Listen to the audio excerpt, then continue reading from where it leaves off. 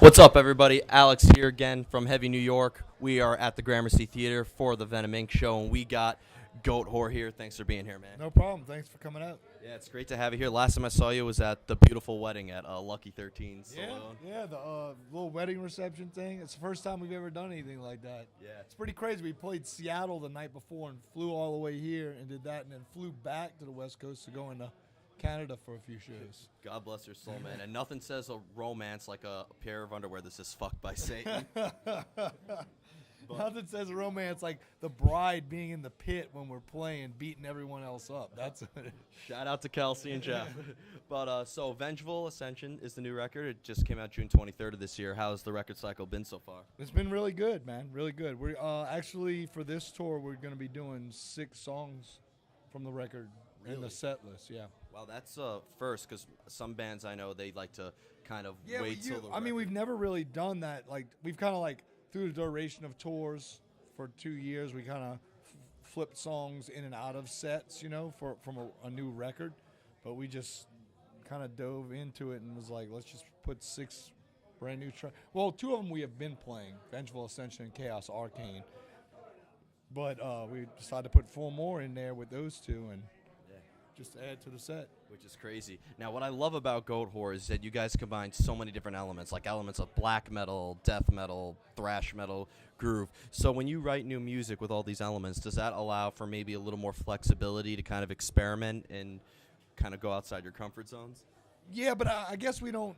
I guess necessarily we don't have a comfort zone because we have so many different little like extreme influences. You know what I'm saying? So they kind of, and we've always been doing it this way. As a band, we've always had all these little variations and things we've done, and we've never been locked into like a solid genre, you know. So I think we've had that.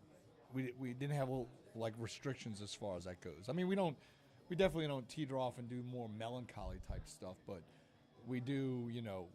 We like our stuff extreme and in your face, but we have so many different variations within that we can attack with like thrash metal, black metal, punk, hardcore, crust punk, anything like that. So all those little elements can fit in and make the point kind of come across a little differently. Yeah, because I know that you guys were on Summer Slaughter with like Morbid Angel and Dying Fetus in 2014, and now you're here with Venom Inc. and the Convalescence, and Toxic Holocaust, which is I think too it gives us the ability to do kind of different tours as well. Yeah, definitely. Like fans of Behemoth can like you, and fans of I mean, Slayer. And we have that.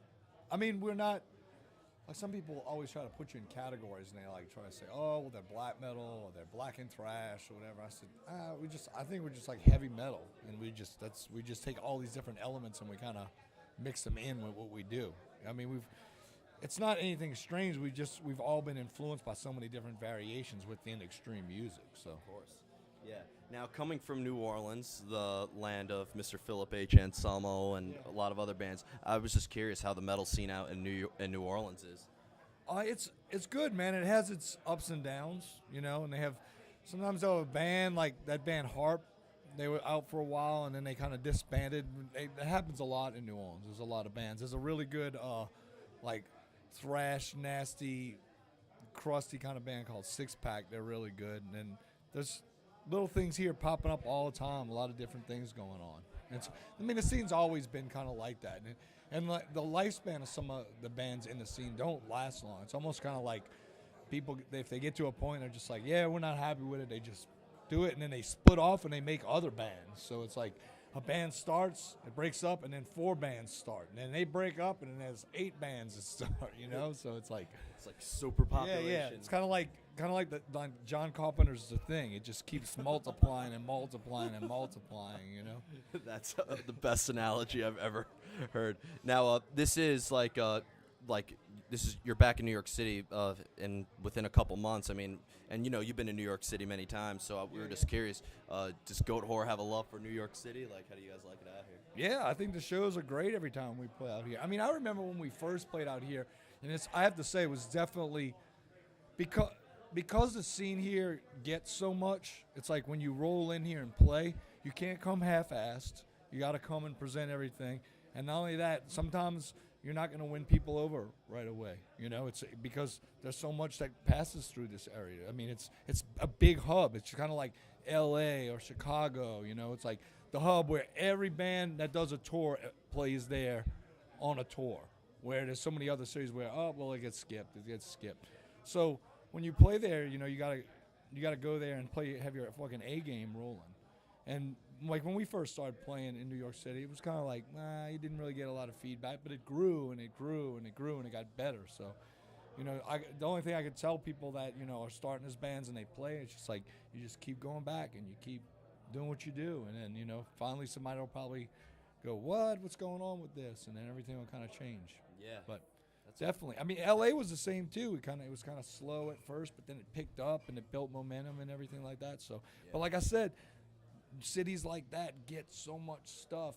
You know, it takes a lot to impress people when they get to see so much. Yeah, makes total sense. Like there's almost an oversaturation. Yeah. It's like, so, and then when you play a little town that doesn't get anything, they think you're like Metallica. You know, they're like, holy shit, nobody ever plays here. Yeah. No, they're fucking amazing. It could be the worst show we played ever. Everybody's fucking hungover or something, but people are freaking out because they don't get anything.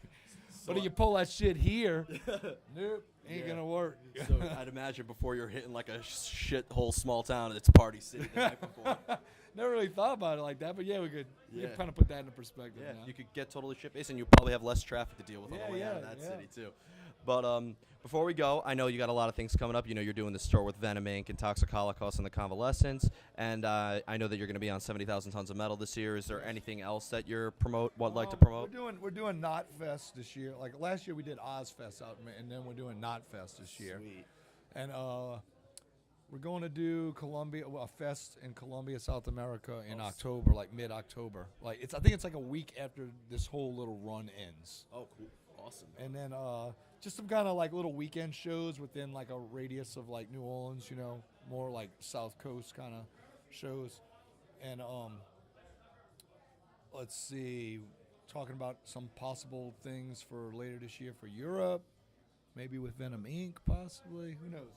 You heard it here. We had talked about, so yeah. And nothing's really solid until they let the things fly. But hopefully that kind of expands. Then next year, besides 70,000 tons, I hope things open up more. Like go back to Australia, maybe do some festival stuff in Europe for the summer, things like that. So you never really know until everything's kind of starts unfolding and everything. So. Yeah. I can imagine. Well, I want to truly thank you so much for taking the time, everybody.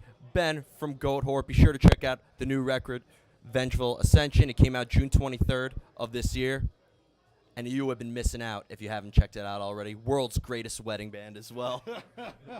And I have to say that was the most interesting thing I have done in a long fucking time as far as playing in a band. I mean, trust me, I love playing live. I mean, that's why I'm on the road a lot, because I enjoy the like live thing. But every now and then you do a little weird thing. Like I remember one time, do you remember when we played on the boat that went on the Hudson with I Hate God? Oh, no, I wasn't on there at the time. Okay, but that's like one of those unique things. And we also played on this boat for in Austin for South by Southwest. We played on this little boat that went up and down Lady Bird Lake. Oh, really? Yeah, and that was interesting too. It was like free, and like it could only fit like 60 or 70 people on the boat, and it was like there was this line of people waiting, and they let the first like 70 people go, and as the boat's leaving, you just see these people in a line that couldn't get on the boat, you know. But that's what the wedding was like. So it's like we flew out and we were there to play this, like it's kind of like you really don't know what to expect. You like they get asked, hey, will you play our wedding reception? You're like, well, I mean, yeah. Corey Taylor apparently has a wedding. Yeah, you know. So. Well, I know, but like wedding, like not like, you know, we're like playing our shit. It's not like we're playing like cover tunes and shit. You know what I'm saying? Like, and more like relaxed kind of listening.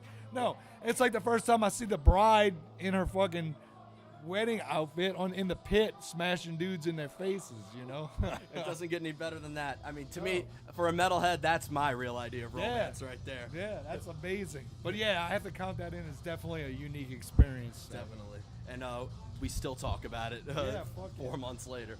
But thanks again, Ben. It was so great to have you here. No problem. Thank you very much. Again, be sure to pick up the new record, Vengeful Ascension, and be sure to catch Goatwhore on their tour with Venom Inc., Toxic Holocaust, and the Convalescents. Alex from Heavy New York, everybody.